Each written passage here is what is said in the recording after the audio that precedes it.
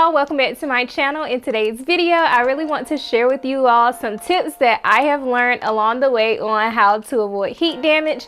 As you all can see, I went ahead and reverted my hair back to its natural state. I did straighten my hair a week and some change ago, but I have my hair in a wash and go nail. I really like to do wash and goes after I straighten my hair because I like to see if my curls are still there. I think we all have that anxiety when we straighten our hair to get the curls back to make sure we don't have heat damage. And this is my second time straightening my hair since my second big chop, because if you all haven't seen that story before or seen that video, I went to a professional in about 2019 and I got like really bad heat damage, so I had to do a second big chop. So now I have been straightening my hair myself because I can only be mad at myself if something happens. But I have been natural since 2014, and before starting to go to professionals in like 2018 or 2019, I always straighten my hair myself. So I'm gonna stop babbling and we're gonna go ahead and get into the video.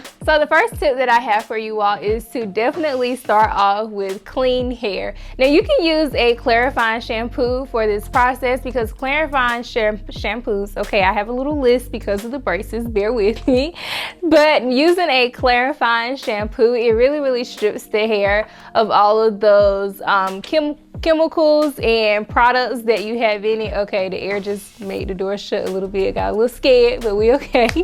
The clarifying shampoo, it really strips all of the hair of the oils, the moisturizers, and all of those products that you have in, so that when you get into the straightening of the hair process, the hair is flowy and it is not weighed down. Now, the second tip that I have for you all is to not leave your conditioner or deep conditioner on your hair too long. Now, I know that this is very hard to do because us naturals, we really love for our hair to feel soft and just feel really buttery smooth.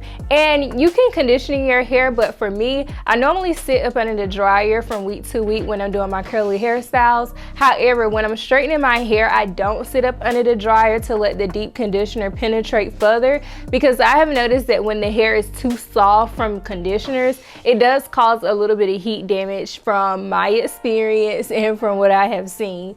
Some people may disagree, but I'm just telling you from my experience.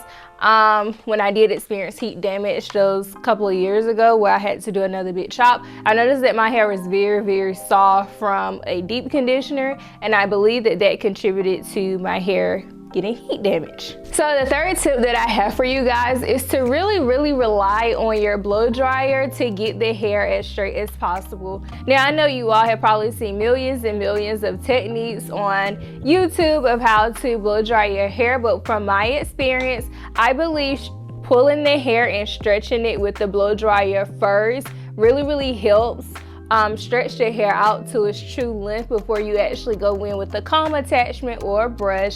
And it also minimizes the amount of heat that you put on the hair if you're able to stretch it and just run the blow dryer down the hair like that. If you all haven't seen my most recent silk press video, I will make sure it's linked in the cards, as well as the silk press video from last year, so you all can find both of those videos in the cards. But I highly recommend really relying on the blow dryer to get the hair as straight as possible, because it minimizes how much heat you would have to put on your hair with the flat iron, and also how many passes you would have to do with the flat iron or a hot comb. And someone's calling me. Okay, so I'm back, and my next tip for you guys is to definitely, it's non-negotiable, is to use a heat protectant. If you all seen my most recent video, I think I used 2 heat protectants. It is not necessary to use 2 heat protectants, but I like each of the heat protectants that I use for different reasons. The Design Essential Silk make my hair really silky and soft, and then the Silk Elements one that I use, it actually helps create shine for my hair when I straighten it. But you never want to skip out on using a heat protectant. Most heat protectants have chemicals in there that creates a barrier on top of your hair, so that it protects the hair from when you applying it direct heat with a flat iron. Because a flat iron has hot plates on the top, hot plates on the bottom, and it literally straightens the hair out, and it's a lot of heat concentrated on each individual sections of your strands. So definitely use heat protectants. That's exactly what they are for. They help protect your hair from excessive heat and the type of heat that will be placed on your hair with the blow dryer and flat iron. Now, I personally use the heat protectants before I blow dry, and I add a little bit more before I go in with the flat iron. So I do not shy away from my heat protectants, which leads me into my next tip for you guys. If you have to do any touch-ups throughout the week or throughout the process of you having your hair straightened, I recommend that you apply heat protectant back on your hair before applying any more heat.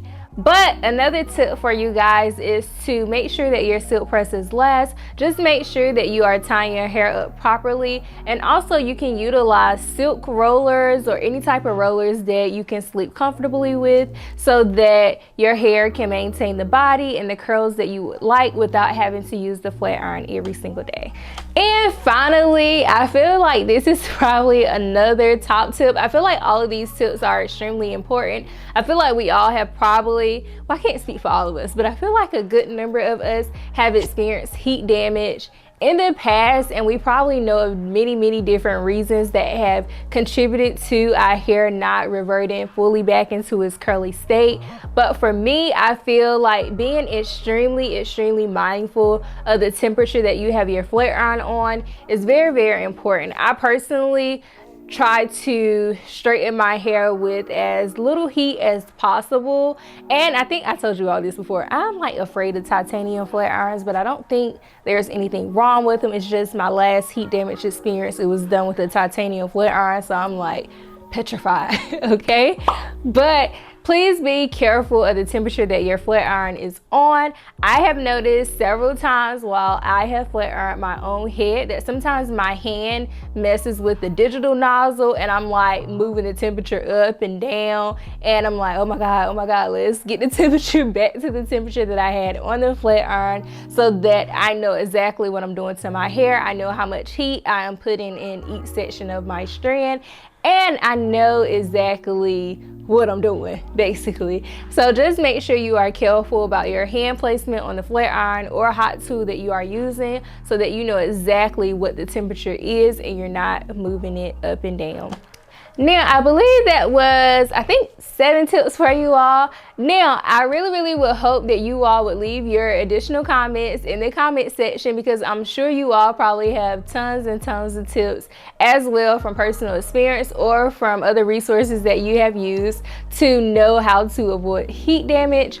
So just make sure that you all leave those in the comments below. I really hope you all enjoyed the video, and as always, found the video useful, and I can't wait to see you all in the next one.